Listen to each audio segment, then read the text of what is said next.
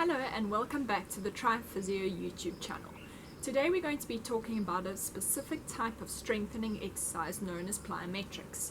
These exercises have been shown to really improve running performance, and I would love to see your running performance improve before your next triathlon. I encourage you to watch this video if you'd like to see a change in your running and try these exercises that I've shown at the end of the video. To improve our running, we need to have an understanding of the demands of running on our bodies.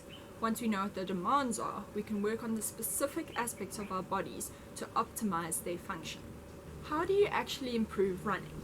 In our last video, where we spoke about strength training for triathletes, we addressed the term economy. What does economy mean with regards to sport or to running? Economy in running refers to the cost of oxygen while running. Think of it in terms of business economics. If we can decrease the expense of producing a product that we sell, we will get a higher return or a higher profit for our efforts. Our bodies work the same way. If we can use oxygen more efficiently while running, we will get a greater return for our efforts with regards to an increase in speed and a greater endurance. In simple terms, what we are trying to improve by increasing our economy of running is gaining more ground per volume of oxygen consumed. So in other words, for one breath that I take, I would like to see myself be able to cover more meters of running than I would have before improving the economy of my running through different exercises.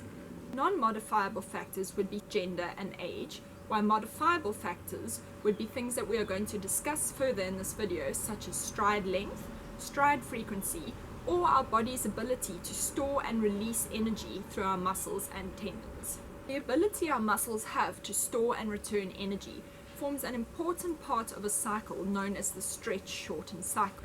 This cycle is found in many different movements we perform on a daily basis and occurs in every step we take while we are running. The stretch-shorten cycle can be explained using the analogy of an elastic band. Picture pulling an elastic band in two opposing directions. As you continue to pull, you feel the resistance of the band getting stronger and stronger until it has reached its maximum length. Think of the stretching of the elastic as the build-up of energy. When you let the elastic band go, it springs back to its shortened state via the release of the energy it built up during the preceding stretch. As you can imagine, the more you pull the elastic band in the beginning, the more violently it's going to hop back to its normal position after you've released it. This elastic we are talking about is actually the muscles and tendons in our bodies. With every step we take while we're running, our muscles lengthen to build that energy and release that energy as they suddenly shorten again. We have different names for these muscle contractions. The eccentric muscle contraction is the portion where your muscles slowly lengthening, and the concentric part of the contraction is when your muscle suddenly lets go and shortens. If we can understand the different types of muscle contractions, it's a lot easier to train our bodies to improve in these different contractions.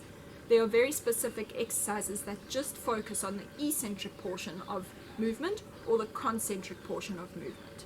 So the better we understand the cycle, the more we're able to specifically target areas of our running that need improvement. If we use this knowledge to our advantage, we can train our muscles to store and release energy a lot more efficiently and a lot more effectively by including these specific exercises, in other words plyometrics, in our weekly routines.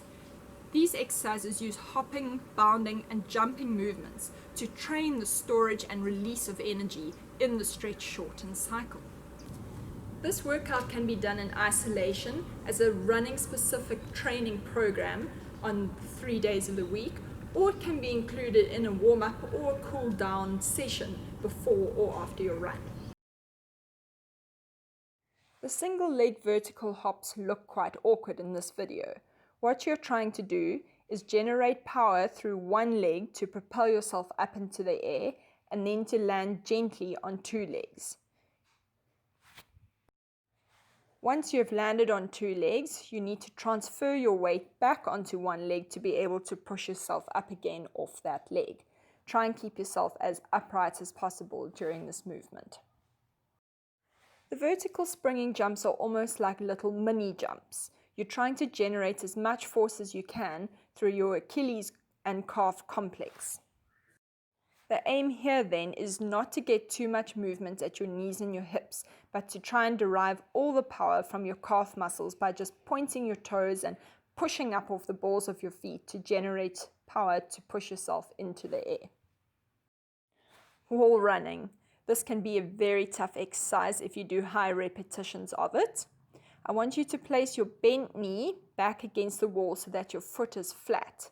This leg is going to drive backwards into the wall, so you have to really squeeze your glute on that side to push back into the wall. The other leg is grounded flat on the floor to start with. I want you to focus on keeping both knees outwards so that they don't collapse inwards towards one another.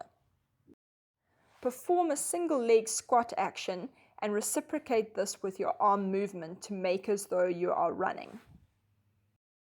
When you think you've got the hang of this, even if it takes a few sessions, you can progress the exercise by adding a little calf raise into the end of the movement.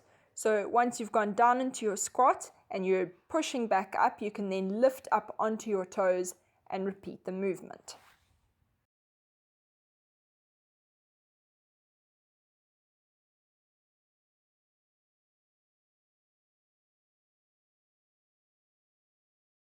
The incline jumps are similar to the vertical springing jumps. All that's happening this time is that you're placing more stress on your Achilles tendon because of the higher leverage. In other words, your Achilles have to extend further and lengthen to allow your heels to drop right down below your toes. I hope this video has provided some new and interesting information, and I hope you will use these exercises to improve your running performance. If you include this routine 3 times in your weekly training protocol, you will be sure to see an improvement in your running in your next triathlon. If you enjoyed this video, please don't forget to hit the like button and maybe subscribe to our channel for more videos just like this one.